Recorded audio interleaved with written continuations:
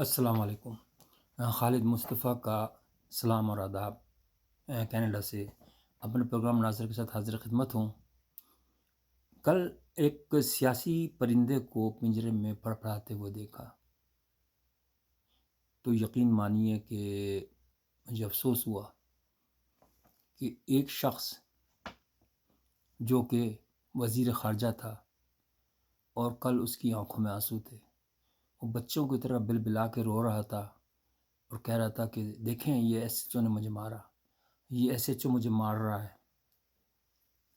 ایک آدمی وہ بھی تھا جو دلیر تھا، جو کبھی کسی کے سامنے نہیں گڑ گڑایا، موت کو گلے لگا لیا لیکن معافی نہیں مانگی۔ جی ہاں، وہ ذوالفقار علی بھٹو تھا۔ ایک یہ تھا، ایک یہ بھی آدمی تھا جو ساری زندگی عیش کرتا رہا، دو اس نے اس میں بھی نہیں چھوڑا، ذات پات میں بھی نہیں چھوڑا کہ دو ذاتیں چرا لی، شاہ بھی بن گیا اور قریشی بھی بن گیا۔ واہ جی واہ۔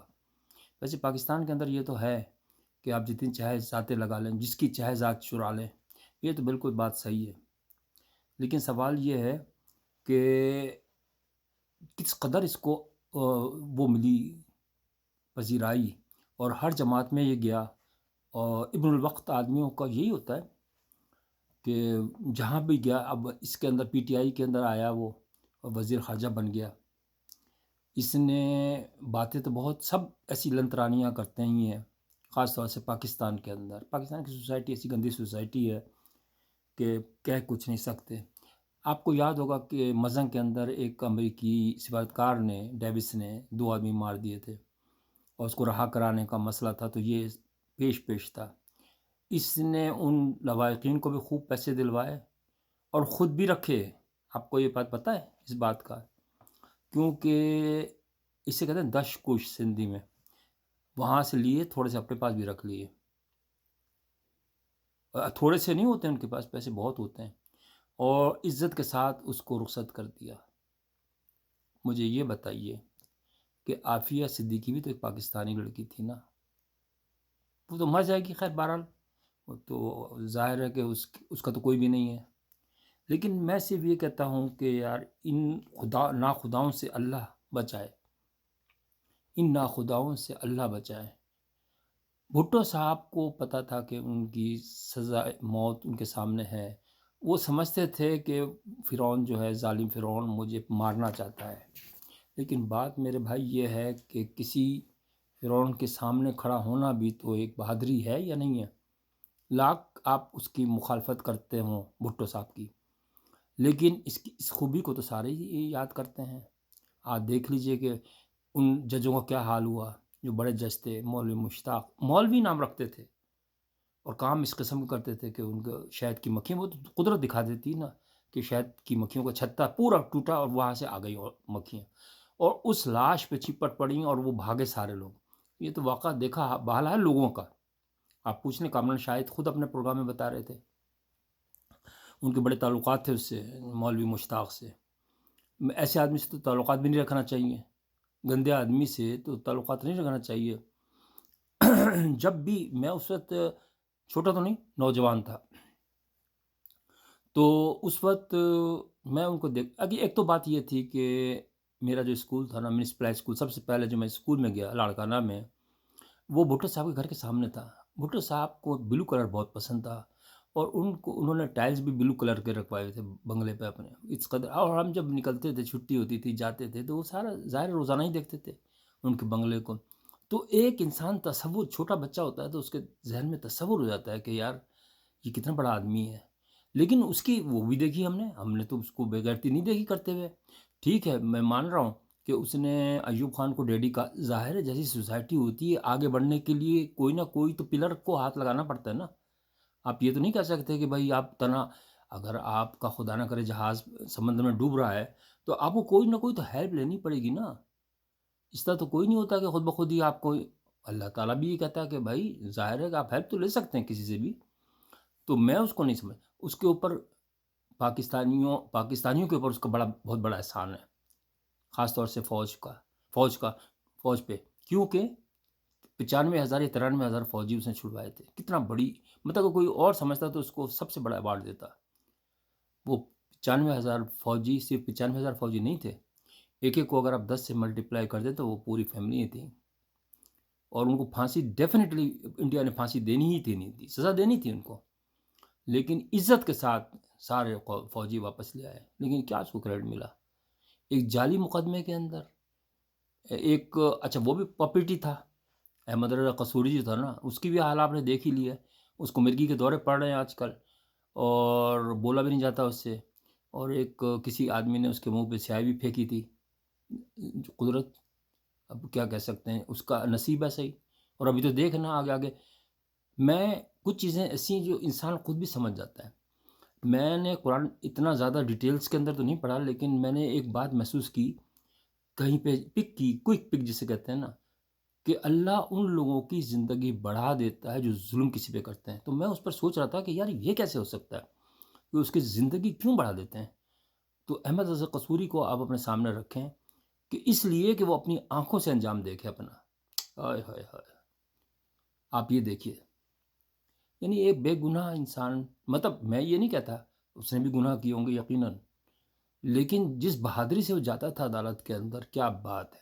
مجال ہے، جو سپاہی ہتھکڑی پکڑتا تھا نا، وہ بھی ڈرتا تھا اس سے، اور وہ سیدھا تن کے چلتا تھا. بلو کلر بہت پسند تھا سوٹ، اور اس میں واہ، کبھی اس نے یہ نہیں محسوس ہونے دیا کہ میں معافی مانگ رہا ہوں، یا میں جھک چکا ہوں، یا میں ٹوٹ چکا ہوں.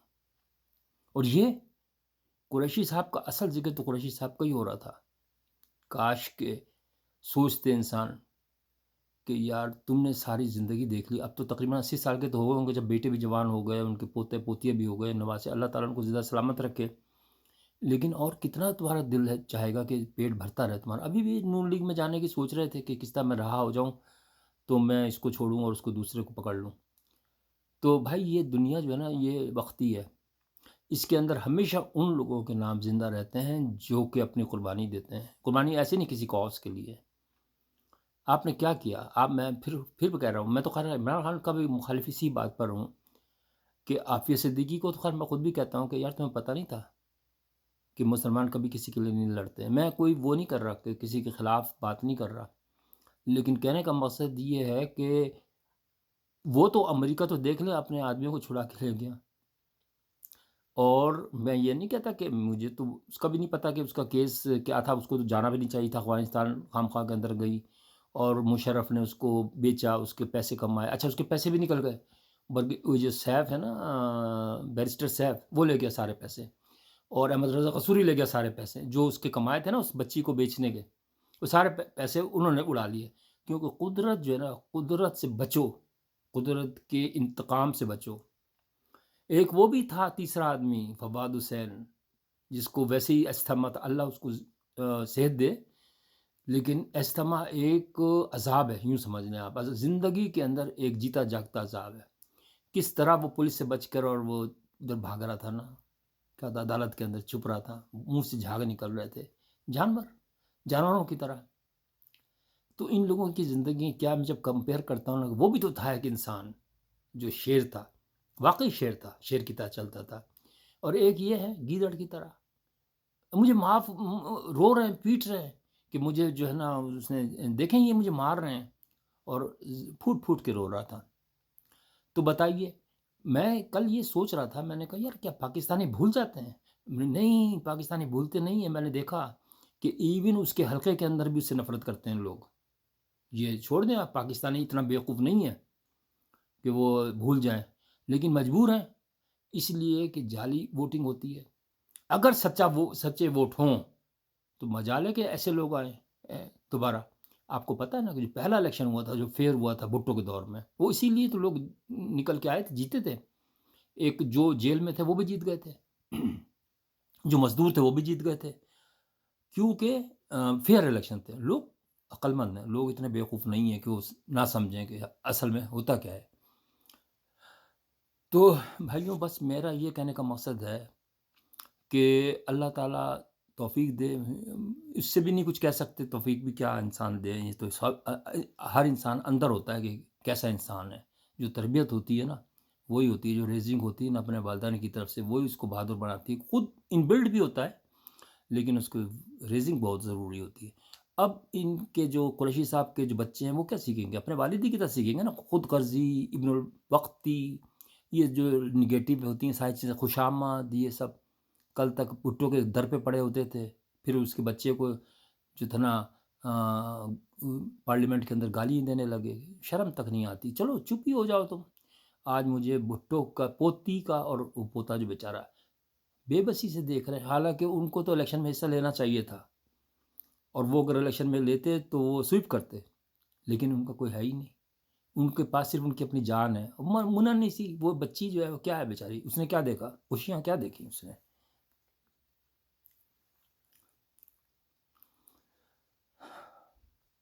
بہرحال یہ تو زندگی ہے.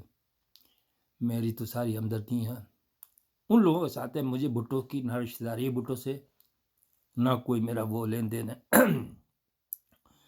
مجھے تو بچی مرتضی بھٹو میری عمر کا تھا، مجھے تو وہ بہت یاد آتا ہے. بس سچی بتا رہا ہوں.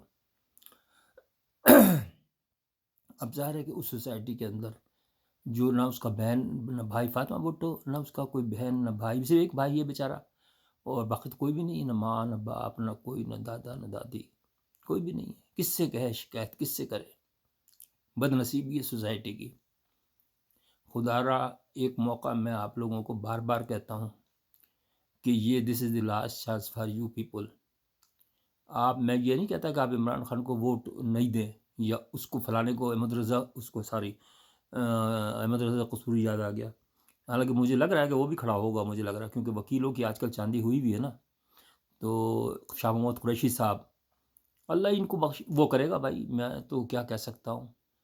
لیکن آپ خود اپنے دل پہ ہاتھ رکھ کے سوچیں، خود دل پہ ہاتھ رکھ کے سوچیں کہ بھائی دیکھیں، اگر آپ اچھے لوگوں کو ووٹ دیں گے نا، آپ کے سامنے پوری کتاب کھلی ہوئی ہے کہ کون اچھا ہے اور کون برا ہے. آپ بجائے خراب آدمی کو ووٹ دینے سے ووٹ ہی نہ دیں.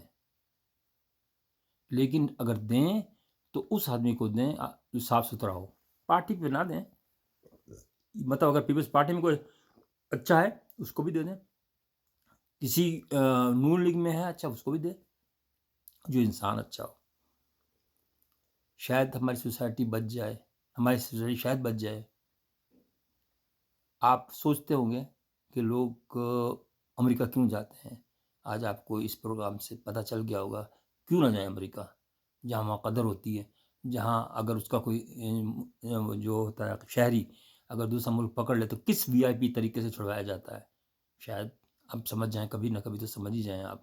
خدا حافظ.